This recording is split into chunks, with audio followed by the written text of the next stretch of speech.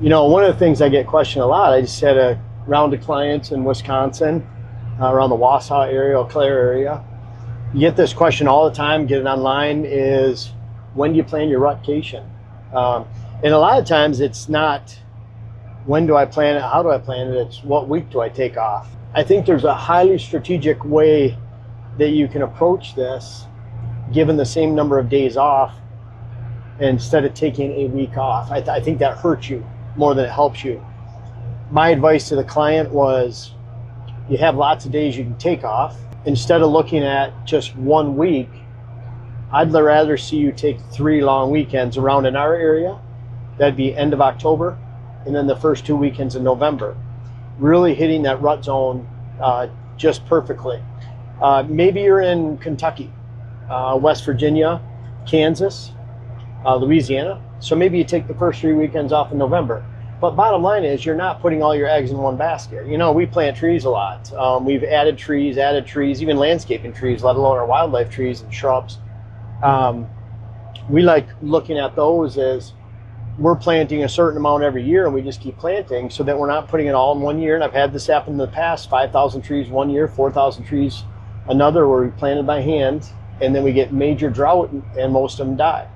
So by taking that 9,000 trees, spreading out over 10 years, might have a few thousand trees still left. But the bottom line is it's kind of like you deer hunting. And I think there's a lot of advantages for you looking at taking 3 long weekends, and we can take it one step further. I'll talk about these advantages and why I like doing that, but take it one step further. And a lot of places are fairly reasonable with vacation time. They don't force you to put your time in February for your rut. Now, I'm not saying everywhere is like that, but a lot of places. That gives you a huge advantage too, because you can look at it like, I'm going to talk to my boss. These 3 weekends are long weekends. I have a Friday and a Monday off. However, when it gets closer to that rut time and that weekend off, ask your supervisor, boss, manager, whatever, hey, do you mind if I'm a little flexible here? Instead of taking Monday and Friday off, what about Thursday, Friday? No Monday. What about Monday, Tuesday?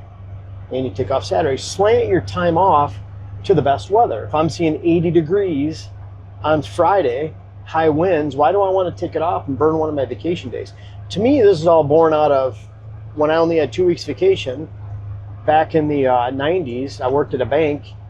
And the cool thing was at the bank, they'd let me even take a half day off for vacation time. And so that was awesome, because then I could look at it like, the bank was open 7 to 7. I'm going to hunt this entire afternoon and the next morning, get 2 hunts in. I only took a half a day off. And so it worked out really nice to be back in time for, be at work at 3 so I could work a 4-hour shift, and that was a half day. The bottom line is that you're really looking at slanting towards the weather and then seeing if there's a way that you can look at, well, if it's going to be 80 degrees on Friday, can I take Monday and Tuesday off instead? If it's going to be terribly high winds and blizzard conditions on Monday, why take it off? Take Thursday and Friday off instead. That's my favorite way to plan. There's some advantages to that. For one, you're not going into that hunt looking at it like, I'm going to hunt these 9 days, and yeah, maybe you could sit in a stand at the beginning of the 9 days and one at the end of the 9 days, but that's not how most people work. They're hammering their stands, and they really burn their stands out quickly. The deer never get any time off. By taking those long weekends 3 in a row, you're giving your time off. It's built into the property because you're not there for a few days. So not only you're not hitting the one stand, you're not hitting the other stands either. So the entire property gets a break. And taking a break is so critical. I talk about, even if you have a certain buck that comes in at a certain time of the year, like that primary rut, and you go in too early, well, then you could burn your stands out. You don't get to see that buck. There's one day that's usually a perfect day to hunt, and that's the day I want. So by looking at those 3-day windows, for one, you're covering pre-rut, peak rut, post-rut. It's only like a 2-week, 21-day window. 2, you're not burning out your stands, and then to me, you're walking into fresh stands and hunting, and so it's a lot safer for you. I'm gonna go out here. Here's a good example. While we're talking about this, and I hate to interrupt, but we have our food plot seed company, Pure Wildlife Blends, and I want you guys to have some great plots, and it's getting to planting time. July is our biggest month for people buying. 1st of July, we're focusing on our rut zone. When it gets into the end of July, we're focusing on our Big Boost Brassica, our Big Boost 365, our Fall Power 365s. Those are some of our biggest offering. We're standing in our PPP, our perennial plot power. So those are some of our favorites. Urge you to check it out. Let's get back to what we were talking about, but appreciate you guys checking this out. Those are a few of my favorites, but we have 19 offerings.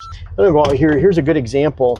A place I have high hopes for this year. Now, the broken buck that I had pictures of last year, we had video right here. He's one I shot last year in November. LL Beams was here last year. Trouble was here last year. He should be a troublemaking 4 or 5-year-old this year. We had Righty was here late season. So we had a lot of our best bucks here. Now we actually have food for them. This is a very difficult spot to get going. We started this last year, planted a cover crop. And then in the fall, we put our fall power greens in and our clover. Wes sometimes plants for us. And it just happened that this plot out of the other 14, 15 plots we forgot to plant that last time, and then we missed all the rain. And so then we didn't have rain for 3 or 4 weeks, got a late start. But bottom line is the clover got established. And so going into this spring, I added some clover to get some bare spots going. And but bottom line is we have lots of alfalfa in here now. We have chicory. This is looking very, very pretty in here. We've mowed it twice so far this year. We've sprayed 3-18-18 fertilizer specifically for our perennial blend on here from Deer Grow. Awesome stuff. It goes right into and is absorbed by the plant. And it's all set up. This is just a travel hunting plot through here. There's a lot of times, a lot of my bucks have not been shot at a food plot. We have lots of food plots. I love late season muzzleloader gun, but with a bow, I'm not shooting a lot of bucks from the food plot. Right behind the side-by-side, we have a redneck ghillie. That's used for easterly winds, morning or evening. And then down here, we installed a ladder stand, one of Jack Turner's from Family Tradition. Favorite ladder stands are USA made, steel, made in Charlotte, Michigan. I love them. They're comfortable. And we stuck one right down here with a mock scrape. And we put that up in early June for our charity event.